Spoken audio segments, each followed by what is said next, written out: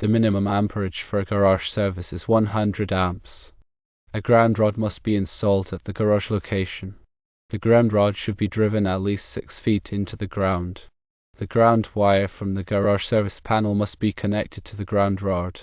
For general receptacles, a 15 amps ground fault circuit interrupter protected circuit is required. For lights, a 15 amp circuit is needed. The cable type for the underground feeder is underground feeder cable. The minimum size is No. 10 American wire gauge copper or aluminum conductors. The cable should be run in a conduit or buried underground at a minimum depth of 18 inches. Let's delve into each of these aspects in more detail. Firstly, regarding the 100 amps minimum service, this ensures that the garage has sufficient electrical capacity to handle various loads such as lighting, power tools, and appliances. It is crucial to adhere to this minimum to prevent overloading the circuit and potential fire hazards. Secondly, the grounding requirements are paramount for safety. The ground rod provides a path for fault current to flow back to the source, tripping the circuit breaker and preventing electrical shock.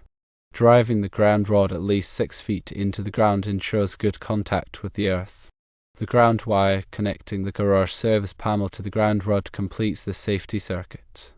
Thirdly, concerning the electrical circuit requirements, the 15 amps ground fault circuit interrupter protected receptacles are essential in garages due to the presence of moisture and potential for electrical shock.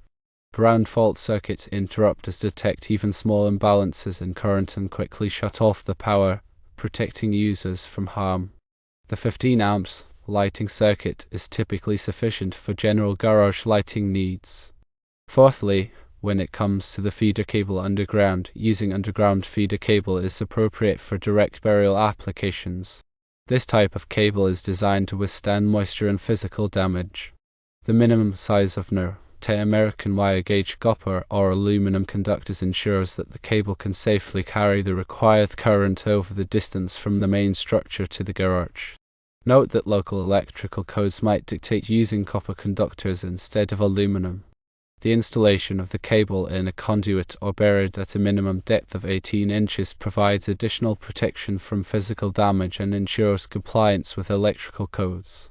Now, let us explore in depth about the minimum 100 amp service to the garage. This is to ensure there is enough power for various tools and equipment likely to be found in a garage.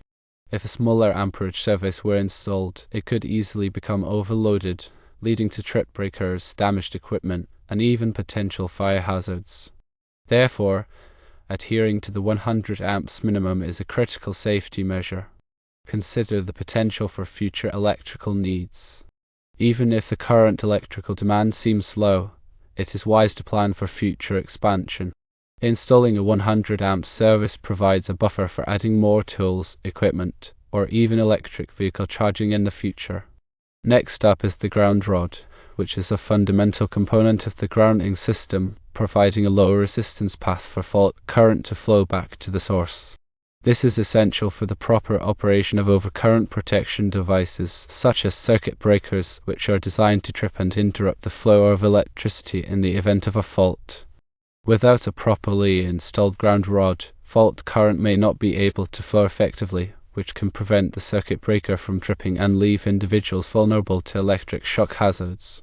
Driving the ground rod at least 6 feet into the ground ensures it is in contact with a sufficient amount of earth, providing a low resistance path for fault current. The depth may need to be increased in areas with dry or rocky soil to ensure adequate grounding. The ground wire, also known as the equipment grounding conductor, connects the garage service panel to the ground rod, creating a continuous grounding path. This grounding path is crucial for directing fault current back to the source, allowing the circuit breaker to trip and energize the circuit. The ground wire should be sized appropriately for the size of the service conductors to ensure it can safely carry the fault current. Turning to the electrical circuit requirements, a ground fault circuit interrupter is a life-saving device that protects individuals from electric shock hazards.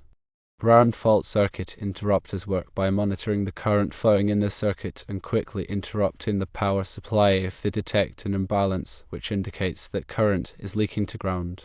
This leakage current can occur if someone comes into contact with a live wire or a faulty appliance, creating a path for electricity to flow through their body to ground. By quickly shutting off the power, a ground fault circuit interrupter can prevent serious injury or death. Ground fault circuit interrupters are particularly important in garages, where there is a higher risk of electric shock due to the presence of moisture, concrete floors, and the use of power tools. It is recommended to install ground fault circuit interrupter protected receptacles in all garage locations, especially those near sinks, workbenches, or other areas where water may be present. The 15 amps lighting circuit is typically sufficient for general garage lighting needs. However, it is important to consider the total wattage of the lights that will be connected to the circuit to avoid overloading it. If higher wattage lights are needed, a 20 amp circuit may be required. When selecting lights for the garage, consider energy-efficient options such as light-emitting diode fixtures, which use less energy and last longer than traditional incandescent or fluorescent lights. Shifting our focus to the feeder cable underground. Underground feeder cable is a type of electrical cable specifically designed for direct burial applications. Underground feeder cable is constructed with a tough, moisture-resistant outer jacket that protects the conductors from damage and corrosion. It is also rated for direct burial, meaning it can be buried underground without the need for additional protection, such as conduit. The minimum size of No. 10 American wire gauge copper or aluminum conductors ensures that the cable can safely carry the required current over the distance from the main structure to the garage. The appropriate size of the conductors depends on the amperage of the circuit and the length of the run. Using conductors that are too small can result in voltage drop, overheating, and potential fire hazards. While local electrical codes may dictate using copper conductors instead of aluminum, this is because copper has lower electrical resistance and is more resistant to corrosion. Aluminum conductors are less expensive than copper, but they require special connectors and installation techniques to prevent oxidation and loosening of connections. The installation of the cable in a conduit or buried at a minimum depth of 18 inches provides additional protection from physical damage and ensures compliance with electrical codes. Conduit is a rigid or flexible tube that protects the cable from abrasion, impact, and moisture. Burying the cable at a minimum depth of 18 inches protects it from being damaged by digging, landscaping, or other activities. It is important to check local electrical codes for specific requirements regarding conduit and burial depth. Now let's look at some additional safety considerations when wiring a garage. Firstly, always disconnect the power before working on any electrical circuits. This is the most important safety precaution you can take to prevent electric shock. Before starting any electrical work, turn off the circuit breaker that supplies power to the circuit you will be working on. Use a voltage tester to verify that the power is off before touching any wires. Secondly, use the proper tools and equipment. Using the right tools for the job will make the work easier and safer. Make sure you have the necessary tools, such as wire strippers, pliers, screwdrivers, and a voltage tester. Use insulated tools to protect yourself from electric shock.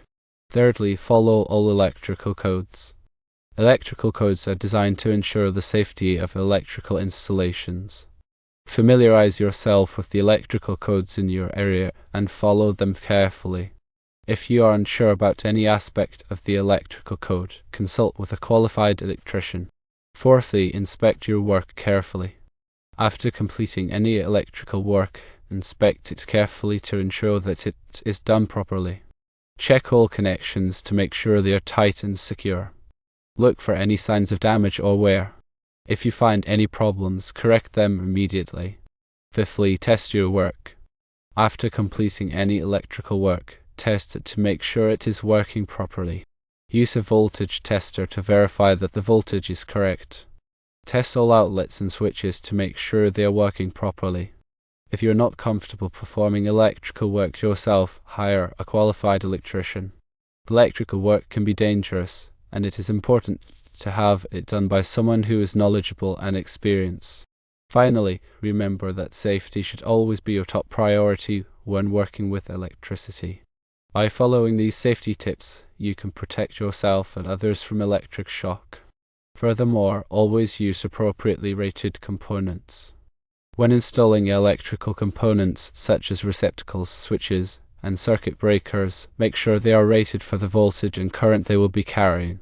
Using components that are not properly rated can lead to overheating, damage, and potential fire hazards. Ensure proper wire connections. Make sure all wire connections are clean, tight, and secure. Loose or corroded connections can cause resistance, which leads to heat buildup and potential fire hazards. Use wire connectors that are appropriate for the size and type of wire being used. Provide adequate ventilation. Electrical equipment generates heat, so it is important to provide adequate ventilation to prevent overheating. Make sure that electrical panels and equipment are not blocked or obstructed. Consider installing ventilation fans to help circulate air and remove heat. Keep the work area clean and organized. A cluttered work area can be a safety hazard. Keep the work area clean and organized to prevent accidents. Clean up any spills or debris immediately. Store tools and materials properly. Have a fire extinguisher nearby. It is always a good idea to have a fire extinguisher nearby when working with electricity. Make sure the fire extinguisher is rated for electrical fires. Know how to use the fire extinguisher properly. By following these additional safety tips, you can further reduce the risk of electrical accidents and ensure a safe working environment. Remember, if you are ever unsure about any aspect of electrical work, consult with a qualified electrician.